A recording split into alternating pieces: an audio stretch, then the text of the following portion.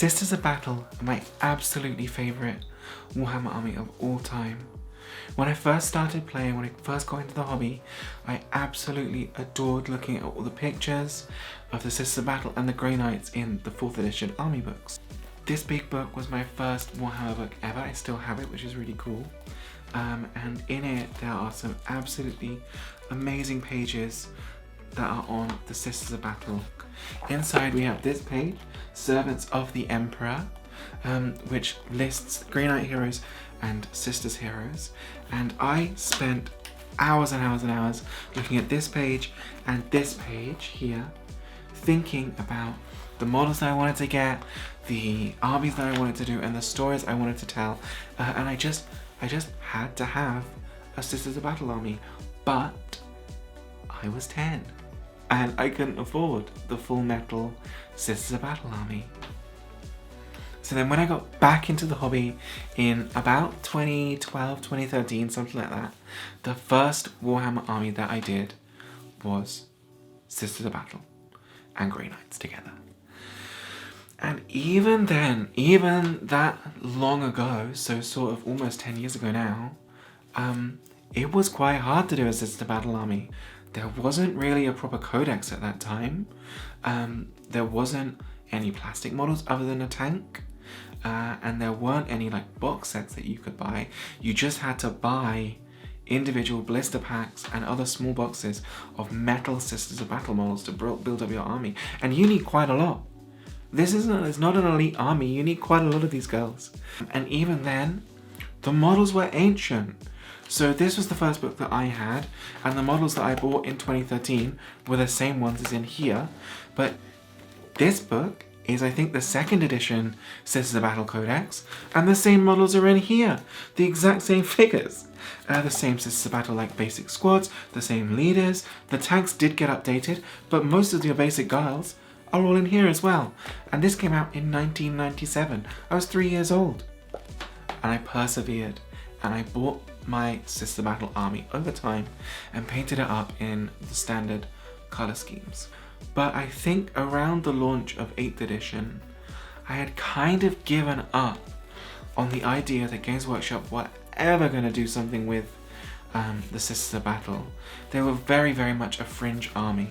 So you had this book first, I think, maybe there was one before, and then you had to play them with the Witch Hunters book, and then, if I'm getting it right, there was 2 white dwarfs that you had to get their rules and play them out of there.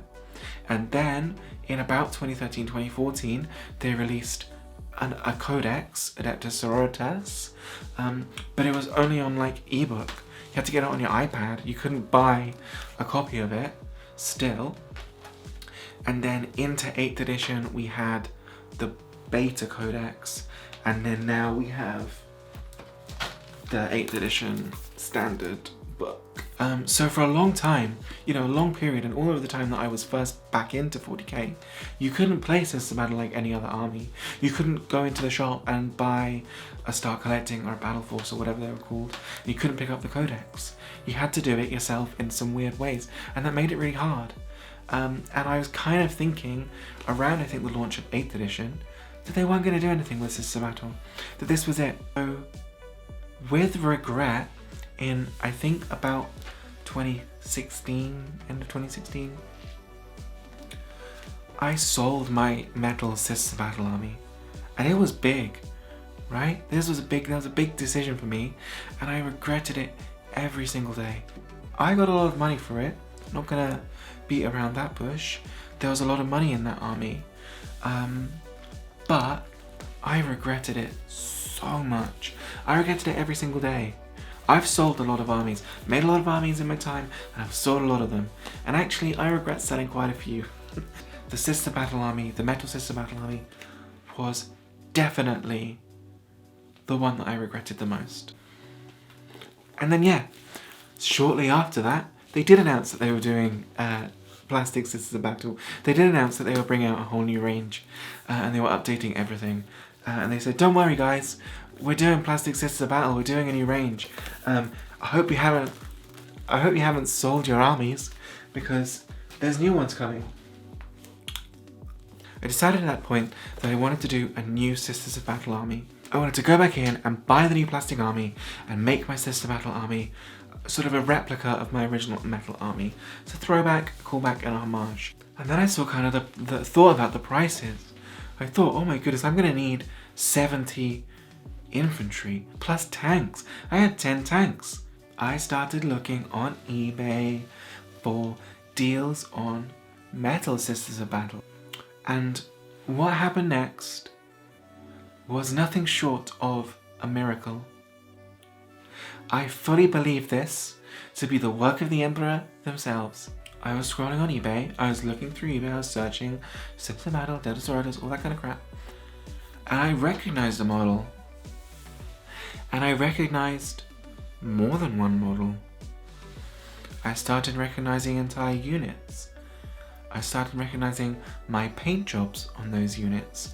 I started recognizing the names that I had written in white marker around the edges of my bases.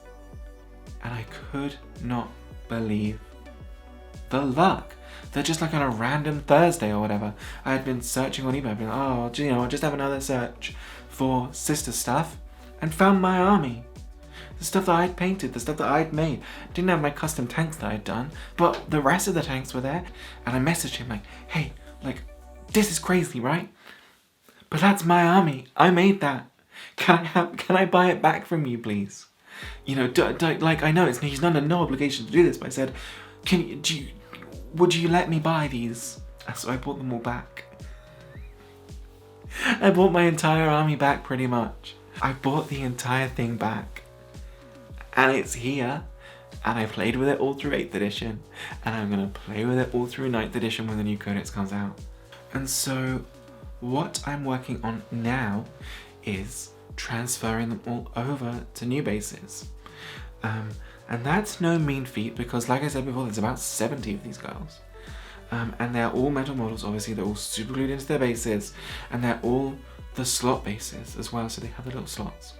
And I've done it before, I've done this kind of task before with a Space Marine army, but that was obviously non-slot bases. I was cutting Space Marines off at their feet and gluing them back on. But I'm not going to do that for Sisters of Battle. I can't cut the little tabs off all of them and glue them with super glue onto bases, can I? No, the answer is no, I'm not doing that. So what I've done instead is I've bought the Blood Bowl bases. So the Blood Bowl bases come in a pack of 12 and they are 32mm bases with a slot because Blood Bowl models have a slot on them even though they're plastic. And that makes them absolutely perfect for this. And so I've just been ripping off all of the other bases and I've been attaching them to these new ones and then I just have to rebase them. An easy task, right? So once you've rebased your models on your Blood Bowl bases and you've super glued them in, they will look something like this one. Put some sand on. I've got a big pot which is sand mixed with slate, and this is a really easy way to do your bases if, like me, you're super lazy and, like me, you don't want to use the expensive GW stuff on them. So pot of sand with a pot of slate mixed in to make it a little bit more interesting. Then you paint it grey, and I've just got like acrylic paint to paint it grey, and then you wash it with this black wash that I've made, and that is just black paint mixed with some water and a little bit of dish soap or washing up liquid. That makes a wash easy, done. Dry brush it with some beige paint, paint the edge black, and then glue on some grass, and you're done.